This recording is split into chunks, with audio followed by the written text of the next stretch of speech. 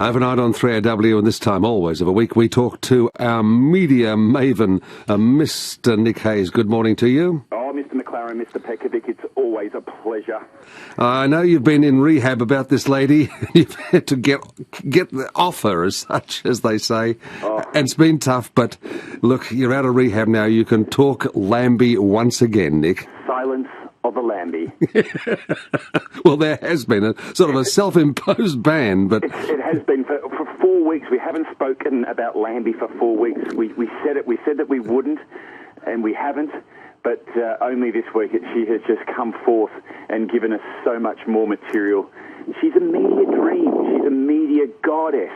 She is, in her own stupidity, brilliant.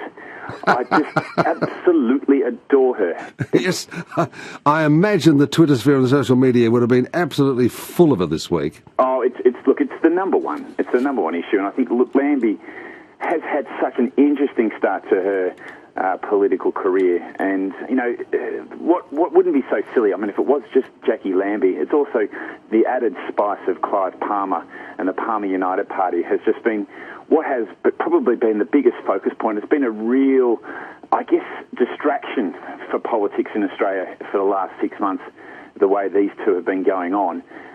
It has created a fair amount of uncertainty there for the government and what they're going to be able to go away and do going forward. I don't think this is the big bad news that Tony Abbott was expecting or likely to hear, because I don't think anyone in the political realms would actually have expected the Palmer United Party to stay together. I mean, you could imagine their meeting rooms each week, and it just would be a mixture of attitudes and a mixture of priorities that just would not mix.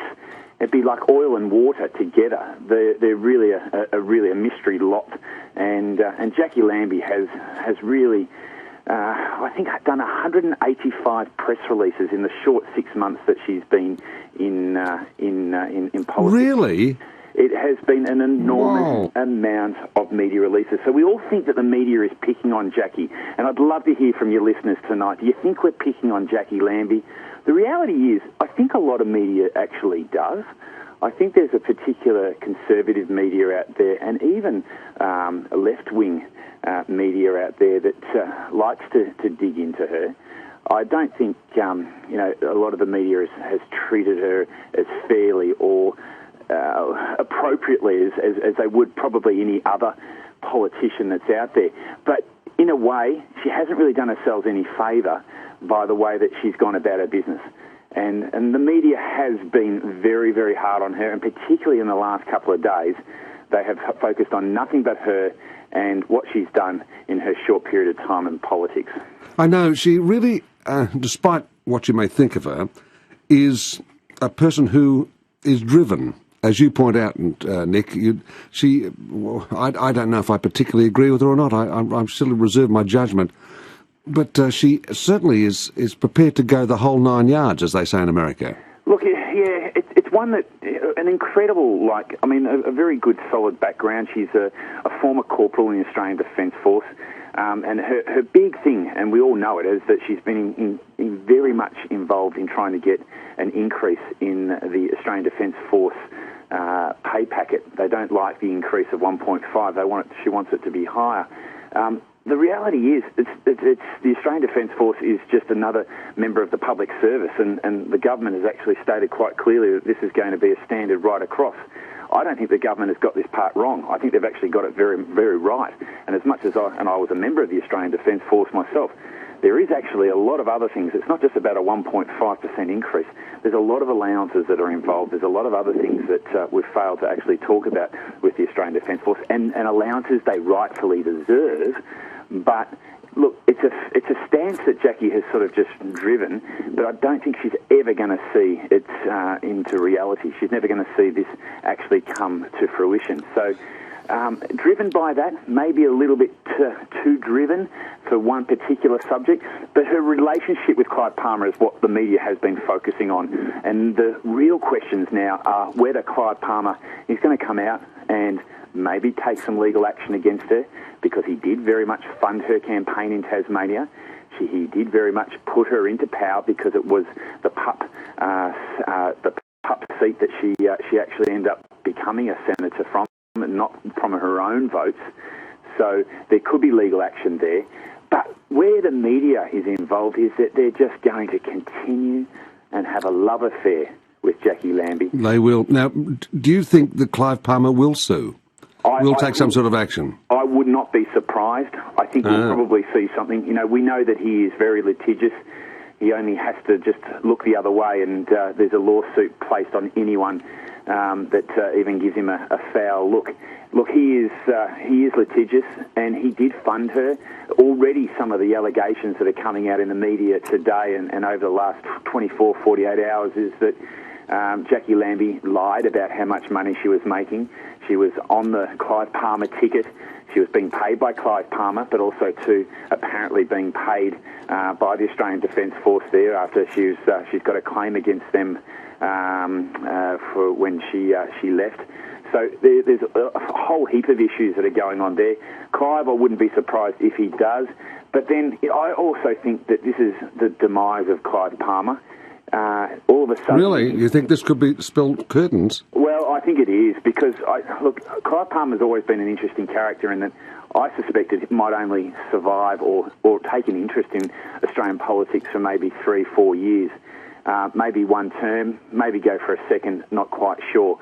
But this will take away the block of influence that the Palmer United Party has. And if he doesn't have that influence, or he isn't able to wield that power, I think Clive will just start to lose interest. All right, Nick, I know it's only guesswork, that's all it can ever be at this stage. I don't think the people involved actually know how it's all going to pan out, but how do you see the crossbenchers stacking up now with future legislation coming up from the lower house? Look, I think we actually might get some good decisions coming out of the crossbenchers there. I mean, Nick Xenophon, we all know Nick Xenophon, the anti-pokies senator. He's very popular, a South Australian senator, but he's so well known he might as well be an Australian senator. Look, he's wielding his power big time at the moment. I think that they'll start getting some good groups together that'll be able to go, and I think they will go with Tony Abbott and the government, because there's no point just blocking everything. All that'll happen is that the governments and the Senate and the lower house will be just a double dissolution, and they'll actually end up seeing them potentially losing power. And none of these people want to do that. But look, I think that we might see it a little bit easier for Tony Abbott to get some of his policies through now that Clive Palmer is not so much yielding his weight, if you might like to say, even though he's been yielding and pushing it around a bit, but he's always gone with the government anyway. I don't really know how effective that Palmer United Party was going to be anyway. That's a good point. And you make a point too that Jacqui Lambie being Tasmania has that sort of certain feeling that comes from a lot of Tasmanian politicians that, hey, don't forget the Apple Isle.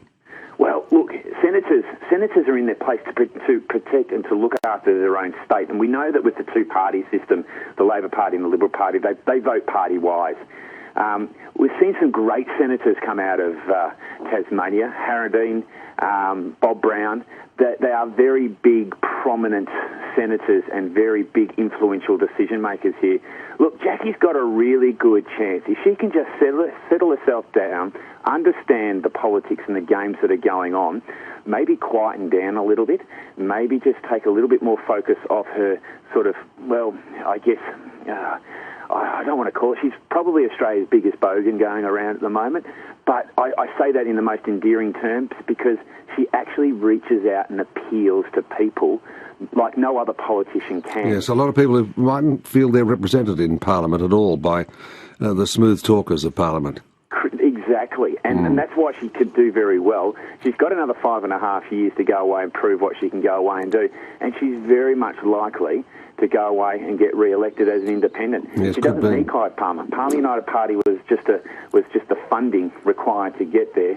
If she can go away and deliver for Tasmania, she's going to do very well. Yeah, well, this leads on to this international trend to vote amongst a fairly, well, seems to me an increasingly large proportion of people who just won't vote mainstream anymore. Yeah. We have it with the Greens, and we certainly have it with PUP last federal election. Do you see this as continuing? Yeah, I do, and I think we need to bash it out of people, though. That's the problem, is that, all right, Labor and Liberal, they haven't given us much to vote for. In fact, they've been woeful. Both parties, you almost, and you can understand why some of the youth of today are feeling completely disenchanted and actually not connected to either Labor or Liberal, and even Greens, to agree, have sort of gone a little bit off the boil. Become a bit calcified, do you think? Yeah, I think it's just because they're a little bit too radical in some ways. Okay, yeah. But I think that, look, the reason people do vote this way in the Senate, that whole thing back when the Democrats were around, keep the bastards honest, that sort of approach. Well, look, Australia, we've got to vote one way or another.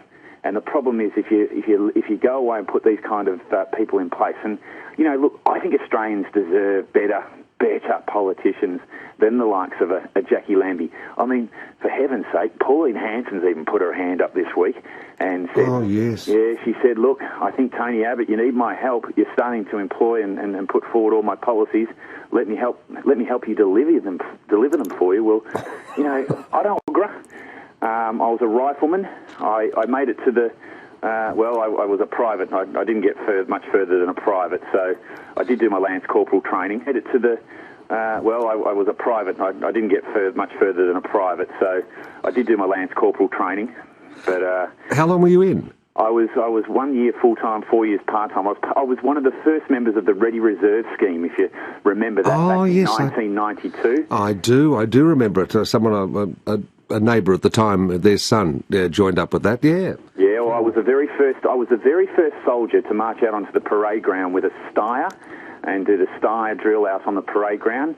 What's the steyr drill? I'm sorry, I don't know. Well, the steyr is the rifle. Rifle. I'm sorry. Before we were the first ones to, because the guys that were before us were all in the greens and just the straight green uniforms. We end up in the baked bean suits. And then, we did all the... and interesting, after saying that, after being a member there and proudly serving, you don't feel that the ADF deserve any more than the 1.5% pay rise across the civil service, spectrum. Yeah, Andrew, I think in the last 2 years I've been doing this with you, I think I've turned very liberal, considering I was very Labor when I first started speaking to you.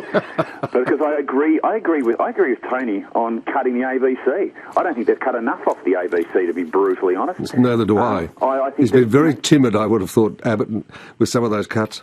You've got to look. We're facing particularly hard times, and I think a 1.5 increase. That in times when it is tough. We've got to bite the bullet here and go with it. And he's set a standard across all public service. And I'm sorry, but the Australian Defence Force is part of the public service. And if he was to look after them, he's only setting a precedent to look after the rest. The argument against that is, of course, that these are public servants, those in the ADF, who actually do put their lives on the line, whereas a clerk in a government department of lost keys is not perhaps so vulnerable. I totally agree with you, Andrew, but I also acknowledge the fact that the members of the Australian Defence Force that go overseas and do serve, they do get paid extra allowances, which in some cases double, sometimes even triples their pay. So they're not doing too badly, but having said that, they're the finest in the world.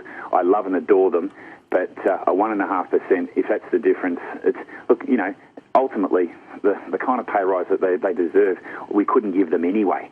So, let's just bite the bullet here and get a few of these things through and start running the country properly. Agree or disagree? Jacqui Lambie, good, bad or indifferent, how do you feel about it? And the ADF, are they adequately rewarded? 96900 693, 96900 693 is the number. Love your opinion on it. Nick is asking for it. He'd love to hear it too, and he will be listening via streaming. Thank you very much, Nick Hayes. Boys, looking forward to next week. Nick Hayes, overnight on 3AW. 3A